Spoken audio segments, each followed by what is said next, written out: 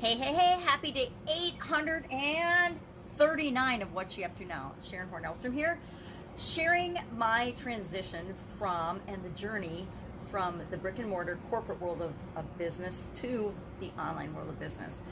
A couple of years ago, as part of my divorce, I had the opportunity, had the chance to get rid of all my businesses, get rid of all my assets, and do something else. And I decided that I'd been interested in the online world for a really long time, so why not explore that? I'm old enough that I wasn't going back to school for anything, didn't really want to go get a job again, since I hadn't worked for anybody else since 2003, 2004.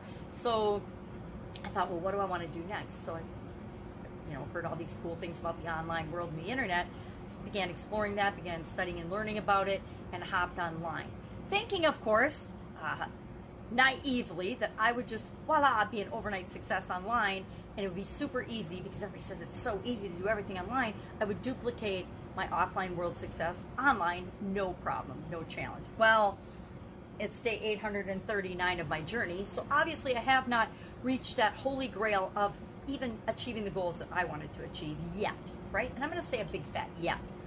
And I had a big wake-up call this morning and a reminder of why some of that is. And I could make excuses and I could blame things, but the truth is the reason is 100% and entirely within this, well, I don't know how many inches this would be, but within this spread. And I woke up this morning because I'm dealing with a couple of things, tying up some loose ends from really old issues. And it was keeping me, it was actually, I fell asleep awesome last night. It didn't keep me awake at night because I fell asleep.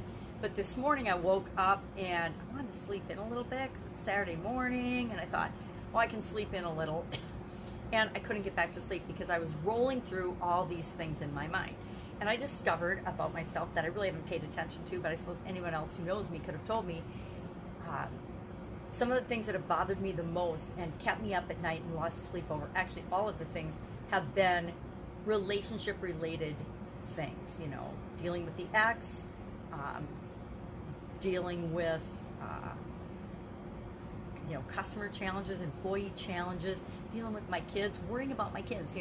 As much as I say I don't worry, and I've gotten really good about not worrying. When my son went to Nepal on a trip to Everest, he was really young, he was 22, and I just had to let go of that. And he was thousands of miles away, and there was nothing I could do about it. He got trip insurance, thankfully, because he ended up having to be flown off of Everest Base Camp down to Kathmandu because he had high mountain altitude sickness. But there was nothing I could do about it. He could call me, I could say, I love you, you got travel insurance, this is why. But there was nothing I could do about it. So that was my big lesson in the futility of worry. Yet we still worry about our kids. I don't care what anyone says. As much as I try not to worry, I don't worry about them, but I'm concerned. I'm a parent. I'd be crazy if I didn't worry about them. But I was thinking about it this morning. The biggest challenges I personally have created for myself have been around relationships and how I handle those relationships. So curious today, what do you lose the most sleep over? What keeps you up at night? I'd like to say it was money and financial things, and I've definitely been up at night because of those things throughout my career and throughout my life and throughout different business ups and downs and challenges, but nothing has caused me to fret and worry and lose sleep and stress more than relationship challenges. So maybe that's telling me that's an area that I need to pay some more attention to, maybe spend some more time on, and continue to work on, the information in my head, our mindset, our challenges, our thoughts, our feelings, our beliefs about things. Obviously, I have some really messed up beliefs that are conflicting, and I need to look at those. But curious, what keeps you up at night?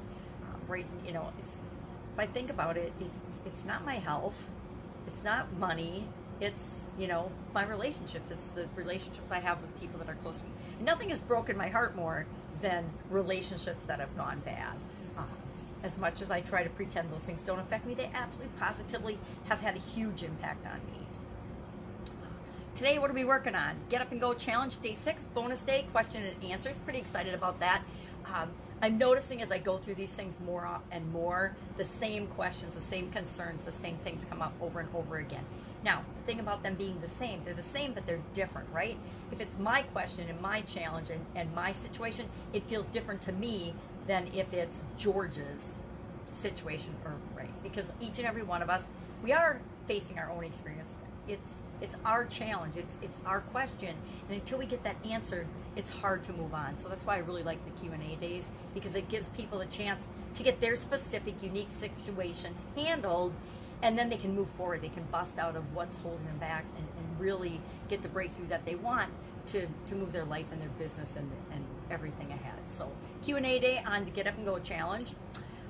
Was day 130 on the fun challenge. It was kind of a fun one. It was, I'm going to look it up because it was a fun one. Nothing blanks like blank. So the sayings by Ellen DeGeneres, and it's like, nothing says holiday like a cheese log, which is of course funny. But then there's 3 blanks that you fill in. One is nothing says blank like blank. So we're all sharing that. And that'll be fun because, one was nothing says my birthday like what. I don't really celebrate my birthday very much. You might celebrate yours, but I don't have any one thing that triggers or reminds me of my birthday.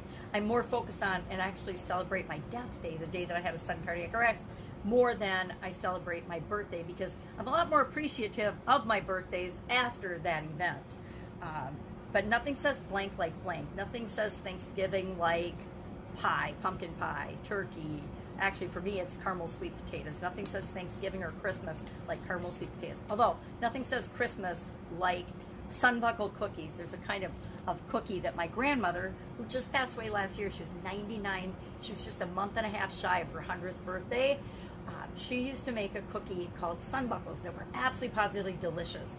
And she made another kind of cookie that my sister spent 20 years or so mastering the recipe of, and would keep asking my grandma, what's the secret of this or that? And she's finally got all the secrets, she thinks, out of my grandmother before she passed away. Not got them out of her, but you know how back in the olden days, cooks would have secret strategies and methods and processes that they used that made their creations amazing and really hard to duplicate. It's kind of like the cook's secret kind of thing, the chef's secret or cook's secret. Of course, they were just called grandmas back then, or moms, not chefs. So that's fun that she got that and she can make that. But that's what reminds me of Christmas. So what things trigger us in a positive way? I guess that's what I like about the fun challenge today, is I think there's so many things, at least for me, that trigger me in a negative way. My ex-husband can call me and say, you got a second or you got a minute? And that just is like immediately all my walls go up, because I know that he's going to hit me with something negative that he's trying to, you got a second, post it in a positive way. And that's a great phrase when you're being respectful and you're trying to make sure you're respecting somebody's time when you give them a call. But he took that phrase from our real estate businesses where we originally learned to use that strategy and turned it into something that is just a massive negative trigger for me. So I have to be really careful now whenever anybody calls us, hey, if one of my sisters or my mom calls and say, hey, Sherry, you got a second? I have to immediately remind myself it's not that phrase, it's just who's using the phrase that has an impact on me. We all have things like that.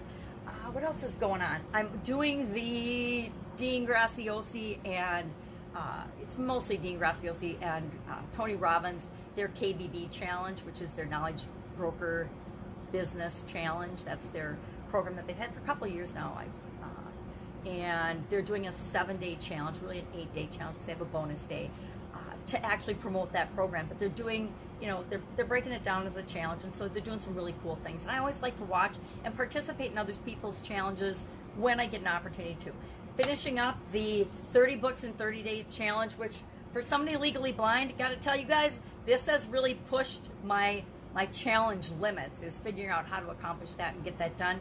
But it's also really been awesome for me because it's forced me to say, how am I going to continue to capture and get the information that I need from books when I can't see? And I've gotten really creative. I've had to find some technology that would help me. I've had to find and get some people to help me with different things. And I've had to find, how can I get this done and get the intent of the goal done even if I have challenges? Because guess what? We all always have challenges. Up until this pandemic, every single one of us was time challenged. I don't know about you, but I don't know anybody who thought they had all the time in the world until this hit. everybody was always busy. It was always our biggest excuse for saying no to things. It was our biggest excuse or reason for not doing things or learning things or changing things or whatever. It was always, hey, I don't have time. I don't have time. And really, we're not saying I don't have time. We're saying this is not a priority for me right now. Doesn't mean I won't have time for it later, but right now it's not a priority. I mean, all of us have, and part of why I did the 30 books in 30 day challenge is because I have hundreds of books that I've never opened or never looked at or never read on my bookshelf, and I have probably thousands of books in my Kindle that I've never read and never opened, thousands of them. And so it was an opportunity for me to actually, number one, figure out some of the technological and personal challenges that I have, and number two, to get a bunch of information in a focused area and to learn how to do that in a way that makes sense and in a really short period of time. What we focus on is what we create. What we focus on is what we're paying attention to. What we're paying attention to is what we're creating in our life. Prime example of that. If you don't pay attention to something for a long, long time, it will get your attention. I didn't pay attention to my health for a long, long time, and when enough things piled up in my little red wagon, I had a sudden cardiac arrest and died.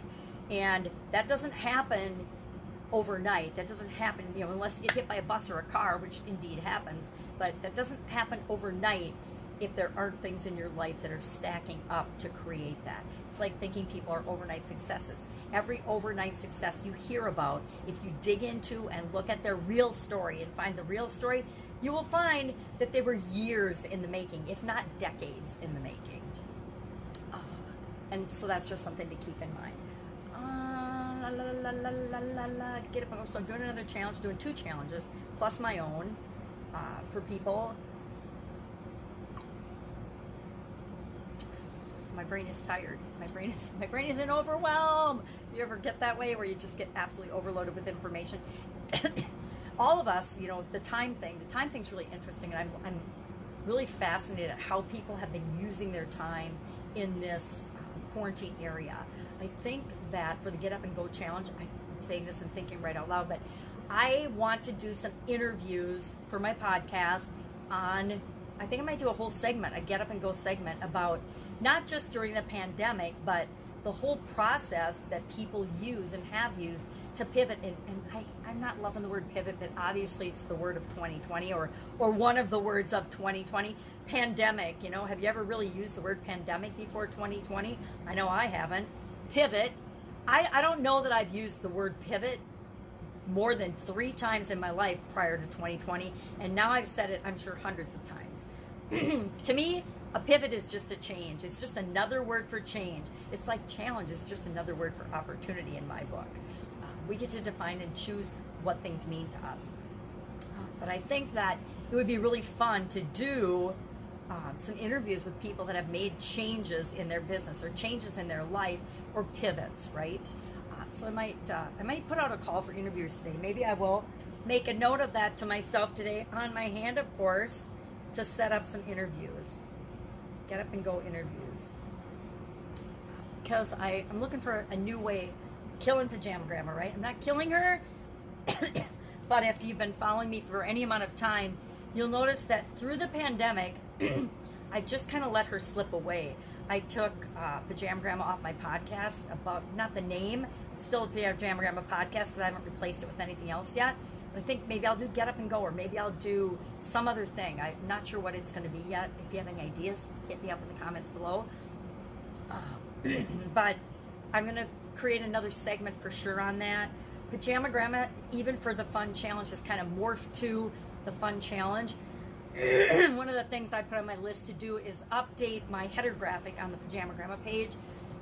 And maybe what I need to do is actually just start a 365-day fun challenge page. But I didn't really want to do that because I've always been doing it on Pajama Grandma. I did, this is the 3rd year in a row I've done a challenge on that page. So I've got, lots of content. Not that it matters, but I did the year of do one thing every day that scares you. Then I did the next year, I did do one thing every day that makes you happy. And then this year we're doing one fun thing a day that is fun, right?